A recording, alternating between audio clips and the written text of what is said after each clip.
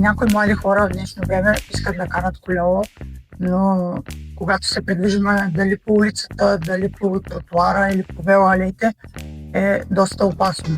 За младите най-достъпното превозно средство е велосипеда. За да го караме, трябва да сме на тротуара, където е забранено, или на пътното платно при колите, където е хем забранено, хем опасно. Потърсихме мнение на експерти в областта за колоезденето. Мисия възможна. Днес ще поговорим с Николай Гинчев, който е хем учител, хем състезател по колоездене. За да започна разговора си, ще ви питам колко често карате колело? Здравейте!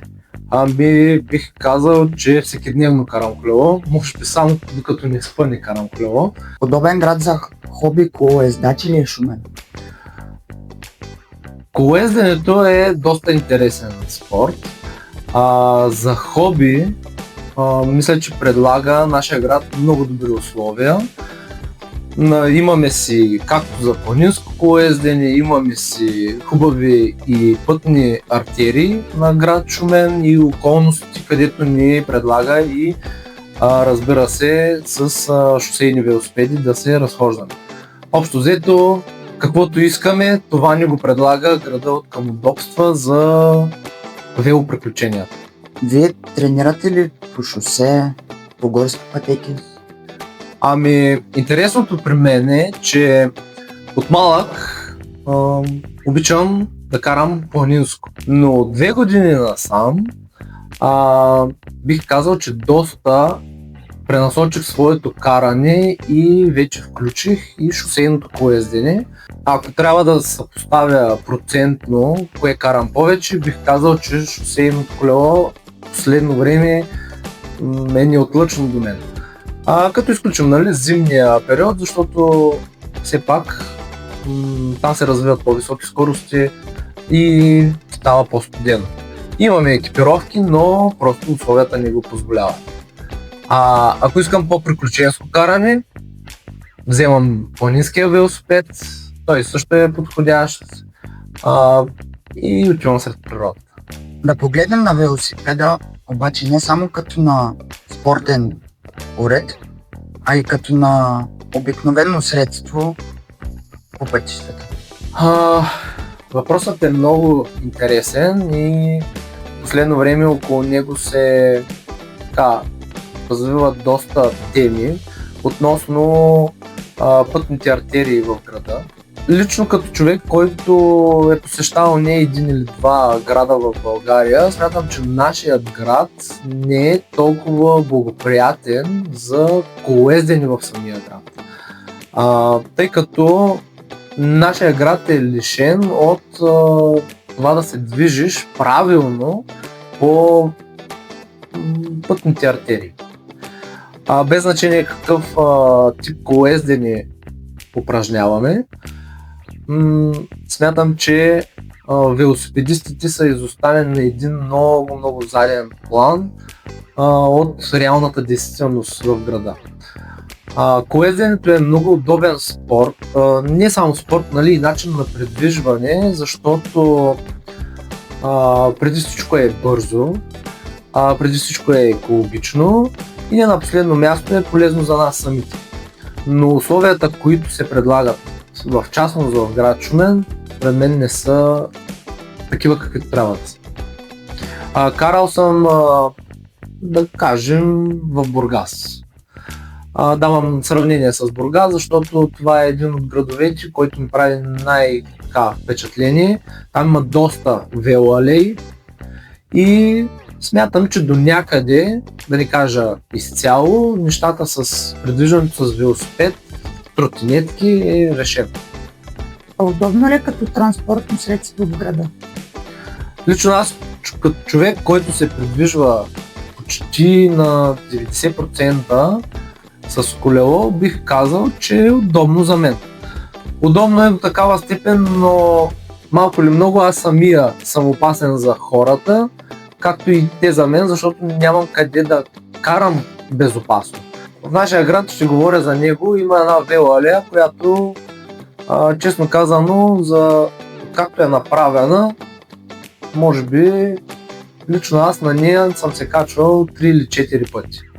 Защото тя е почти в края на града. За да се придвижваш безопасно в града, за да можеш да имаш достъп до различните институции, смятам, че велоартериите трябва да са вътре в центъра на града. Ще видим как сега тече едно обновяване на булевард Симеон Велики. Там е предвидено да има такава велоалея, но ще видим тя как ще се отрази на нашия велотранспорт.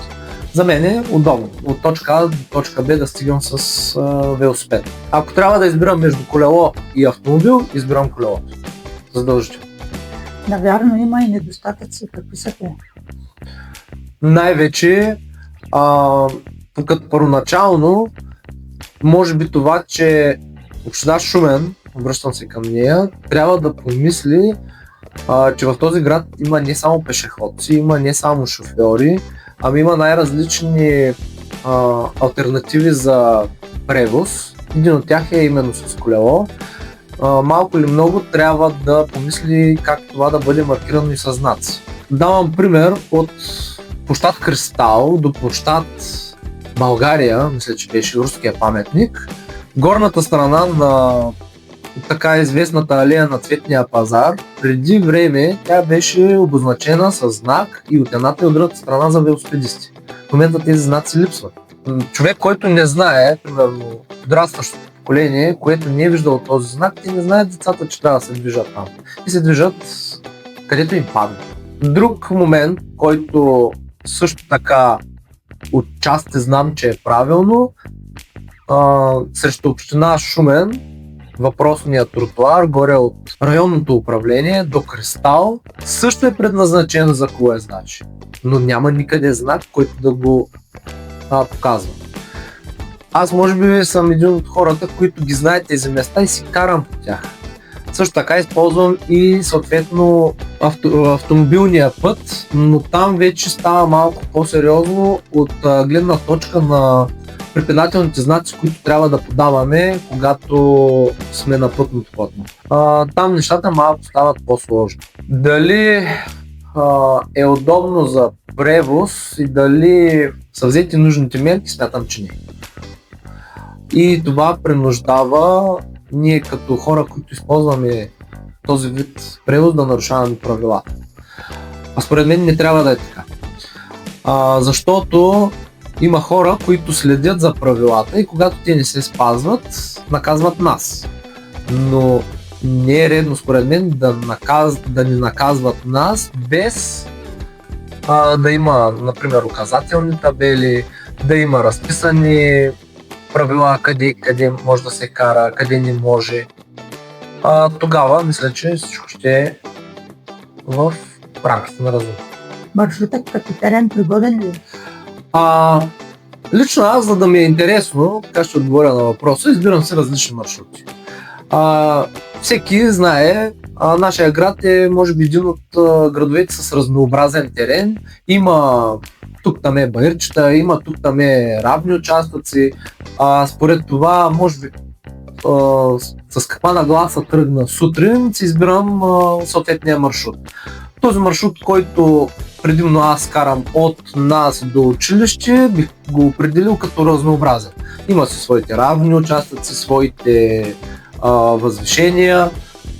Смятам, че за мен е добре като терен.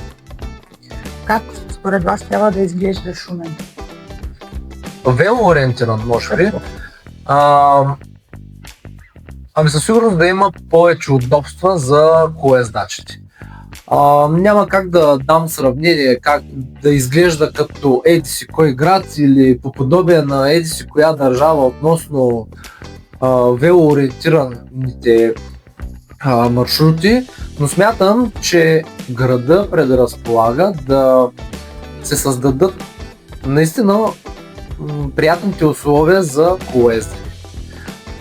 За да няма първо противоречия с органите на реда, защото най-важно преди всичко е когато излезем от вкъщи, от точка А до точка Б, ние да стигнем безопасно. Когато има нужните условия, един колоездач спокойно може да се стигне за там, за където е тръгнал. Но когато имаме, да кажем, пререкания с пешеходците, с автомобилите, това първото, което застрашава нашето здраве. Може би трябва да се обърне внимание първо на безопасността и не на последно място как би се постигнало да бъде благоприятно и преди всичко да бъде удоволствие да караш велосипед в град Шумен. Относно пътната инфраструктура, според мен общината има прекалено много възможности, които да реализира това и да направи едно приятно изживяване, да потикне младото поколение да употребява все повече велосипеда като превозно средство и не на последно място да се грижи за тяхната безопасност и да ги накара да бъдат по-активни. Добре, благодаря. И аз благодаря. Следващия ни гост е Данаил Денчев, който е член на управителния съвет на велоклуб Ючук Баир. Колоездачен град ли е Шумен, господин Денчев? Колоездачен град е, зависи от гледните точки. Би могъл да бъде и по-колоездачен, но би могъл да бъде и по-неколоездачен. За сега се намираме в положението, в което е града, би го нарекал колоездачен. Как оценявате колоездачите в града? Дисциплинирани ли са? Това е много интересен въпрос. Колоездачите са дисциплинирани. Ако говорим за хората, които се занимаваме с колоездене по-активно, да, бих казал, че сме дисциплинирани. Разбира се, винаги има изключения от тази... Винаги има изключения, които не обичат много да спазват правилата, но това няма как да се. Кое е най-подходящото място за колоездене? Най-подходящото място от гледна точка на мен като човек, занимаващ се с планинско колоездене, си е платото и то е нашия безценен втори дом. Защото, както се казва, обличаш една тениска спортна, екипчето и си горе след 10 минути, даже няма и толкова. От там нататък имаме безгранични възможности от към горски пътеки, морално спускане, накачване. Има абсолютно всичко, което един планински колоездач има нужда. От друга страна, за хората, които практикуват шосейно колоездене, има достатъчно маршрути в околните села около града, където могат да практикуват техния спорт. Има равни участъци, има не толкова равни, но по-скоро да, имаме предостатъчно условия за колоездене. Удобно ли е като транспортно средство до града? Това е темата, по която според мен изоставаме значително от много други градове. Все още инфраструктурата в града е на много начален, на много ниско ниво. В това отношение, както знаете, имаме 2 или 3 велоалеи, от които ако тръгнеш от Кристал към Руски паметник, спокойно можеш да сгазиш някое куче или да се блъснеш в цветя. Другия маршрут е по-приличен от, как се казва, от Бялата пръст до пазара почти стига. И в Боян Белграмов, в интерес на истината, има една велоалея, която е направена около детската градина и там високите блокове, която предлага дори така боерчета нагоре-надолу. Но аз тези веломаршрути бих категоризирал по-за предвижване на деца по тях. Те се използват основно и от деца и от майки с детски колички. Би било много хубаво, ако имахме една хубава велоалея от Тракийския квартал до Боян Белграмов, да речем, където може да се предвижиш с колело. Всъщност това са най-далечните точки на града. Това, за което бях чул последно и уж са ни обещали, че вече е задвижено да има веломаршрут от Гробишния парк до Пожарната, който реално пресича града. И нали, това ако се реализира, плюс някакъв маршрут от Тракийско до Пан Българан, да, може да се каже, че почти целият град ще бъде свързан с две велоартерии, предостатъчни, за да се придвижи човек, където се пожелае, където се пожелае. Навярно има и недостатъци. Какви са те? Единственият недостатък според мен е, че културата на шофьорите все още не е на достатъчно високо ниво и да, би могъл да претърпиш пътен инцидент не по твоя вина. Какви са вашите предложения да изглежда Шумен? Много ми се иска да бъде изграден един велопарк. Сега в много градове в България се изграждат пъмп тракове, където много успешно се концентрират младежите с колела, тротинетки, такива, дори с скейтбордове. А ние при нас го нямаме това нещо, поради което